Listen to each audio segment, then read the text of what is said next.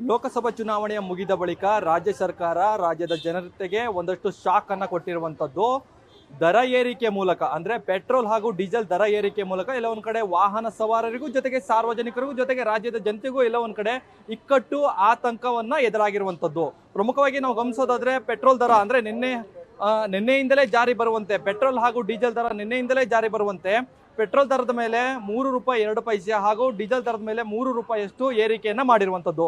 ಈಗ ನಾನು ಬೆಂಗಳೂರಿನ ಪ್ರತಿಷ್ಠಿತ ಒಂದು ಪೆಟ್ರೋಲ್ ಬಂಕ್ನಲ್ಲಿದ್ದೀನಿ. ಇಲ್ಲೂ ಕೂಡ ಅನೇಕ ಜನರು ಅಂದರೆ ಅನೇಕ ಸವಾರರು ತಮ್ಮ ಪೆಟ್ರೋಲನ್ನು ಹಾಕಿಸ್ಕೊಳ್ಳುವಂಥದ್ದು ಇರ್ಬೋದು, ಡೀಸೆಲನ್ನು ಹಾಕಿಸ್ಕೊಳ್ಳುವಂಥದ್ದಕ್ಕೆ ಈಗ ಬರ್ತಾ ಇರುವಂಥದ್ದು.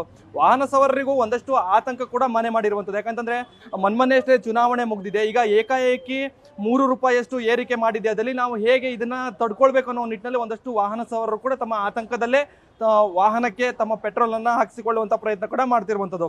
ಆದರೆ ಇಲ್ಲಿರುವ ಜನರಿಗೆ ಮುಂದಿನ ದಿನಗಳಲ್ಲಿ ಅಂದರೆ ರಾಜ್ಯ ಸರ್ಕಾರ ಕೇವಲ ₹3 ಹೆಚ್ಚು ಮಾಡಿರುವಂಥ ಹಿನ್ನೆಲೆಯಲ್ಲಿ ಕೇಂದ್ರ ಸರ್ಕಾರ ಏನಾದರೂ ಕೂಡ ಜಾಸ್ತಿ ಮಾಡುವಂಥ ಸಾಧ್ಯತೆಗಳಿದೆಯಾ? ಈ ಎಲ್ಲ ನಿಟ್ಟಿನಲ್ಲೂ ಕೂಡ ಸಾರ್ವಜನಿಕರು, ವಾಹನ ಸವಾರರು ಎಲ್ಲ ಒಂದು ಕಡೆ ಆತಂಕಕ್ಕೆ ಒಳಗಾಗಿರುವಂಥದ್ದು.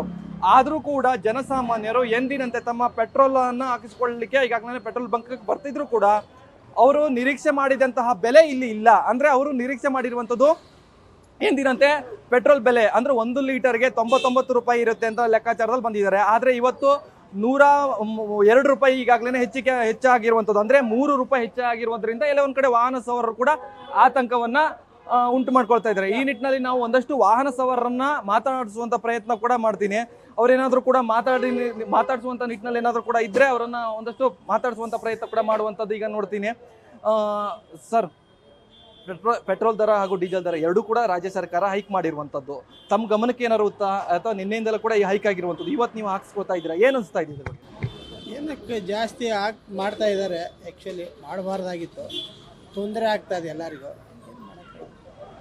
ಏನಿದ್ರು ನಾವು ಓಡಾಡಲೇಬೇಕಲ್ಲ. ಅವ್ರು ಏನು ಮಾಡಿದ್ರು ಅರ್ಥ ಮಾಡಿಕೊಂಡು ಕಡಿಮೆ ಮಾಡೋದು ಒಳ್ಳೇದು. ಏರಿಕೆ ಈಗ ಆಲ್ರೆಡಿ ಸಾಕಷ್ಟು ಆಗಿದೆ. ನೀವು ರಾಜ್ಯ ಸರ್ಕಾರಕ್ಕೆ ಏನಂತ ಹೇಳ್ತಾ ಇದ್ದೀರಾ ಈ ನಿಟ್ಟಿನಲ್ಲಿ ಹೇಳೋದಾದ್ರೆ? ಏನು ಹೇಳೋದು, ಅದೇ ಫ್ರೀ ಕೊಡೋದ್ರಿಂದ ಅವ್ರಿಗೆ ಇದಕ್ಕೆ ಮ್ಯಾನೇಜ್ ಮಾಡೋಕ್ಕೆ ಮಾಡ್ತಾ ಇದ್ದಾರೆ. ಏನು ಮಾಡೋಕ್ಕಲ್ಲ. ಓಕೆ, ಒಬ್ಬರು ಸಾರ್ವಜನಿಕರು ಇಲ್ಲಿ ಏನು ಹೇಳ್ತಾ ಇದ್ದಾರೆ ಅಂತಂದರೆ, ನೋಡಿ, ರಾಜ್ಯ ಸರ್ಕಾರ 5 ಮಹತ್ವದ ಗ್ಯಾರಂಟಿ ಯೋಜನೆ ತಂದಿದ್ರು ಕೂಡ ಆ ಗ್ಯಾರಂಟಿಗೆ ಎಲ್ಲಿಂದ ಹಣಗಳನ್ನು ಸಲ್ಲಿಕೆ ಮಾಡುತ್ತೆ ಅಥವಾ ಎಲ್ಲಿಂದ ಹಣಗಳನ್ನು ತರ್ತಾ ಇದೆ ಅನ್ನೋದು ಕೂಡ ಒಂದಷ್ಟು ಯೋಚನೆಗಳು ಇಲ್ಲಿರುವಂಥ ಜನಗಳಿಗೆ ಕೂಡ ಇದೆ. ಅಂದರೆ ಆರ್ಥಿಕ ಇಲಾಖೆಗೆ ಇರುವಂಥ ಈ ಹೊಡೆತ ಪೆಟ್ರೋಲ್ ದರ ಏರಿಕೆ ಮೂಲಕ ಅಂದರೆ ಡೀಸೆಲ್ ದರ ಏರಿಕೆ ಮೂಲಕ ಎಲ್ಲಾದರೂ ಕೂಡ ಸರಿಪಡಿಸುವಂಥ ಕೆಲಸ CM ಸಿದ್ದರಾಮಯ್ಯ ಅವರು ಕೂಡ ಮಾಡ್ತಾ ಇದ್ದಾರೆ ಅನ್ನೋದು ಕೂಡ ಜನರ ಆಕ್ರೋಶವಾಗಿದೆ. ಆದಷ್ಟು ಬೇಗ ಇದರ ದರವನ್ನು ಪರಿಷ್ಕರಿಸಿ ಎಂದಿನಂತೆ ಅಂದರೆ ಈ ಹಿಂದೆ ಎಷ್ಟಿತ್ತೋ ಅಷ್ಟೇ ಮಾಡುವಂಥ ಒಂದಷ್ಟು ಸಾರ್ವಜನಿಕರು ಕೂಡ ಈಗಾಗಲೇ ಆರೋಪ ಜೊತೆಗೆ ಒತ್ತಾಯ ಕೂಡ ಮಾಡ್ತಿರುವಂಥದ್ದು. ಕ್ಯಾಮ್ರಾಮನ್ ಮಂಜು ಜೊತೆ ಗಣಪತಿ, ನ್ಯೂಸ್ ಫಸ್ಟ್, ಬೆಂಗಳೂರು.